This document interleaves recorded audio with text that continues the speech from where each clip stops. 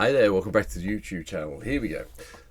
This week and next week, obviously on the run up to Christmas now, are going to be a little bit different for the deck techs. I've covered everything I can think of that I want to cover in the Lost Caverns of Ixalan.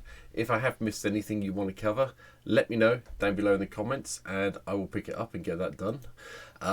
But one of my mods sent me a suggestion going, why don't you use EDHrec, which I don't usually look at, I'll be honest, all the deck techs come from my head, and use their random button to assign yourself some commanders to do that you haven't covered. Obviously, ones you've covered you can ignore, but pick out some of the ones that are available on MTGO and do some MTGO picks. So, I went through this a while back and I hit the random button. As you can see, it still works. This one wouldn't be able to do because it's not there. And yeah, it's great. You just get a random commander that comes through and you get to think about it.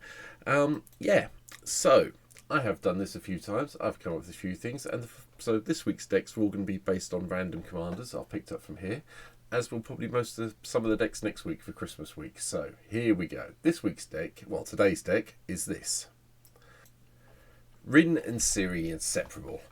This was the first one that when I went through EDHrec, this chucked up for me, and I haven't covered it on the channel. So 1 red, green, and white for a 4/4 dog and cat, or dog cat. And whenever you cast a dog spell, you get a 1/1 green cat token, and whenever you cast a cat spell, you get a 1/1 dog token. And then green, red, and white, and tap. Rin and Seri Inseparable deals damage to any target equal to number of dogs you control, and you gain life equal to number of cats you control. It is very much unusual. Well, it's kicking off the week with a tribal deck. So here we go. As usual, start with mana base, green, white, and red lands all the way through, as you can imagine. Yeah, Exotic Orchard, Fable Passage are here. Exotic Orchard, yeah, 3-colour deck. One of the first lands I put in the deck, as always. I've also included the runes, just so we can put some +1/+1 counters around on, you know, any of the creatures in the battlefield. So I don't think any of them are human. Cabaretti Courtyard goes and gets us our missing basic. Broker's Hideout gets us a forest or a plains, so on and so forth. Gavany Townships here just to pump up the creatures when we come in. Mikioko, Centre of the Sea, is also here to help us draw some cards. Yeah, Riveteer's Outlook gets us a mountain or a forest. Reliquary Tower makes sure we never have to discard anything. And Temple of the False God is actually necessary in this deck because, you know, if Rin and Seri gets knocked off, run over, killed a couple of times, going to be really expensive to recast, and you do want to have Rin and Seri in play as much as possible. Artifact ramp wise, didn't go too mad. Mox Tantalite, Soul Talisman, Arcane Signet, and then one of each of the talismans. And yeah, that's kind of when I went for. But the biggest problem I had with this deck is there are not that many dogs yet in these colours. Have a lot of cats, and there's a lot of cats in the deck as you see as we go through. There's not many dogs, so bit disappointing from that point of view. But hey, with the cats we get the dogs, so you know, we'll work out from there. Hence why we need to make sure Rin and Seri is in play. And I have just noticed in the deck there is a card missing that we really need to have. So 1 second.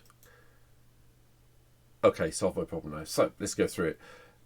First up, dog. Ishimaru, Hand of Kondo. Yep, 1 white for a 2/2 dog.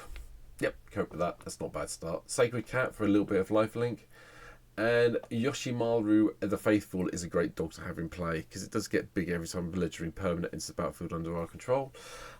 You can change the mana base around, you know, it'll trigger from Mikoko. There are a few other things you can play over some of the lands in here. You know, Minas Tirith springs to mind. Gives you just a nice way of carrying on pumping up this legendary permanent, but I went with the creature thing. But yeah, another dog. Hopefully we'll get this going quickly. While the cattle just becomes a 3/3 cat 90% of the time, especially if you've got something like Jetmir's Garden in play. You know, turn 1 Jetmir's, turn 2 Wild the Castle will have a 3/3 for 1 mana. Yep, that's good. Elixir of Immortality so that we can bring all our cats and dogs back if we need to, if they've run away from home. Loyal Warhound gives us a plains when it comes into play. Pack Leader makes all our dogs bigger, and if we Pack Leader attacks, prevent all damage that we dealt this turn to dogs you control, so that's quite cool. Heroic Intervention makes sure that everything does survive, and we do make our cats and dogs invulnerable to everything for a turn. Rampant Growth goes and gets us a land that we may be missing. Bronze Hide Line can become indestructible if we need to and become an enchantment. Fleece mainline becomes monstrous, and then when it becomes monstrous, it becomes indestructible and hexproof. It's a little bit expensive, you know. 2 mana for a 3/3 I can pay with 5 mana just to get a 4/4 that's I suppose hexproof and indestructibility have their bonuses, but 5 mana seems expensive for this now. Chrysali Pride Mage is just here to really be sacrificed off at some stage, take out enchantment or an artifact. And the card I went and added in, you probably picked up on it, Arc Swiftfoot Boots, just so we can protect Rin and Seri a little bit when we have them in play. I realised it should have been in the deck and I had to put it in. Blink Dog appears just to do the whole teleport, phasing out, so if someone tries to Wrath, you can bring it back in. Yes, it doesn't trigger Rin and Seri again, but it still gives you another dog with double strike that could be useful. Teferi's Protection, yep, another way of keeping our team safe. Brimaz, it gives us more cats, and we get lots of cats, and we like having life gain, so if, you know, makes sense, get Brimaz on the go. Bloodhound, whenever you're dealt damage, you may put that many +1/+1 counters on Bloodhound. At the beginning of your end step, remove all +1/+1 counters from Bloodhound. So you get a really big dog, probably in your turn, and then he shrinks down to a puppy again. Yep, fine. Jessica's Will, just so we can get the ramp in the cards. Comoral Battle Armor, just a equipment dog for some reason. I have no idea why they turned this into a dog. I mean, the statue looks like a dog, but it could have been a golem as easily, but it's a dog, so we'll have it in and we'll get some goading on the go. Two-headed Cerberus gives us a double strike pump thing, which is nice, especially if you put the battle armor on it. Asban Beastmaster, I didn't realise was a dog, but at the beginning of your upkeep, draw a card if you control the creature with the greatest toughness. We could do that, that's a possibility. Beastmaster Ascension will make sure we probably do have the greatest toughness. Cultivate goes infectious, some more of the basics we need out of the way. Feline Sovereign pumps our cats and gives them protection from dogs. Great if you're playing something that's got a shapeshifter deck on the go and they're all creature types. Growing Rights, yep, go and find the creatures we need and give us a big ramp when we need to. Rights of Flourishing, draw an extra card, play an extra land, get more of our dogs and cats into play off the mana this produces. Search for Tomorrow, gets basic. Miri Cat Warrior, had to have another legendary permanent in, didn't we? First Strike, Forest Walker, Vigilance. Thank you very much. 2/3, nice. Tribute to the Wild Tree makes all our creatures enter the battlefield probably bigger. Most of the cats and dogs are a little bit small, so having them come in as 3/3s isn't the worst idea in the world. And if we do get some of the bigger ones coming to play, well, that's a card. Noble Panther, yep. First Strike, pay 1. It's a 3/3 for 3 mana. I can cope with that. Chroma's Will is our major win condition. All our dogs and cats basically take to the air with protection from everything. Double strike and lifelink is what we're aiming for. Anointed Procession and Parallel Lives and Doubling Season are all here to double the amount of tokens we're getting off Rin and Seri. Smothering Tithe. People still don't like it. I still think it's a great card. Still think it belongs in any commander deck that has white in it. Keep it there. Get the treasure. Keep it going. Jazelle Goldmane, attacking creatures you control get +X/+X until the end of turn, where X is the number of attacking creatures. That's a nice way to pump your army up. Leonin Warleader gives us creature tokens when it attacks, taps and attacking with lifelink. Wrath of God controls the board a little bit for us. Edgeworld Package just comes into play with something to feed the cats with. Cats eat rats, end of. But 3/3 with Menace, we can cope with that plan. Scrapyard Mongrel, as long as we control an artifact, gets +2/+0 and has trample, so a 5/3 for 4 mana. Yeah, alright then, cope with that one. Hound of Grizzlebrand, double strike and undying, it comes back into play with a +1/+1 counter on it. So first time you get a 2/2 double striker, the second time it comes back you get a 3/3 double striker, and then it never comes back again. Guardian Project, because we just want to draw more cards. Mongrel Pack is old school Tempest. When it dies during combat, create 4/1/1 green dog creature tokens. Yeah, you're probably going to find this is going to die very much outside of combat, but if you do get it killed off in combat, well, you get a whole load of things to replace it with, which is lovely if you've got, you know, Parallel Lives, Procession, Doubling Season in play. You get a lot of dog creature tokens, so it's pretty cool.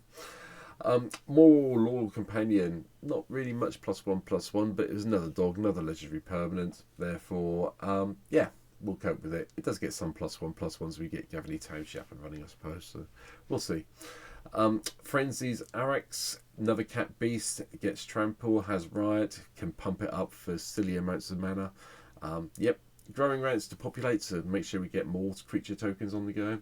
and Jetmir, Nexus of Revels. As well as being a cat, it pumps our team to ridiculous levels and probably is one of the main win conditions in the deck. Supply runners, it's a battlefield, you get to put a +1/+1 counter on each other creature you control, so that's pretty nice. Cathar's Crusade had to be here. Creatures in the battlefield trigger, you get all those lovely +1/+1 counters. Wildfire Cerberus, when it becomes monstrous, it deals 2 damage to each opponent and creatures they control. I don't mind paying the 7 for this to get that little mini wrath effect. Doubling Season I've talked about. Cresselia Slingers. When it or cat enters the battlefield under control, blow up an enchantment or an artifact. Very nice if you're getting lots of cat tokens. Paco Arcane Retriever. Can't obviously do the partnership in this one, but the haste is nice. And attacks, exile top card of each player's library and put a fetch counter on them. Put a +1/+1 counter on Paco for each non-creature card exiled this way, which is pretty cool. Nahiri's Resolve pumps all our creatures up and gives them haste, and at the beginning of your end step, exile any number of non-token artifacts to creatures and return them. You don't need to do that one, but the +1/+0 and haste is pretty cool, and people forget this card exists from Aftermath, so it does surprise people.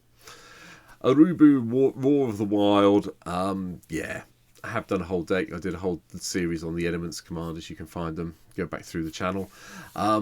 This one just makes sure that we pump a cat up every turn, and then whenever a cat you control attacks, you may pay 1 of green and white. If you do, it gains trample and gets +X/+X to the end of the turn, where X is its power. Yeah, okay then. That's pretty cool.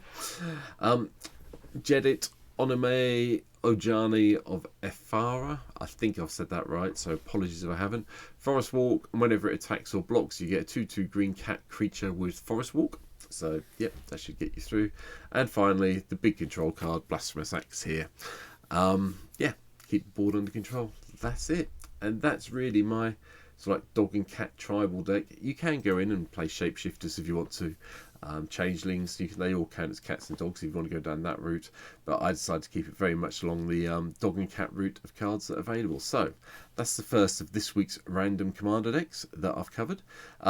More coming up for the rest of this week, probably some for next week. If there is a commander that I haven't covered from Wilds of Eldraine, Lost Caverns of Ixalan, Brothers War, whatever you want to do, let me know in the comments down below.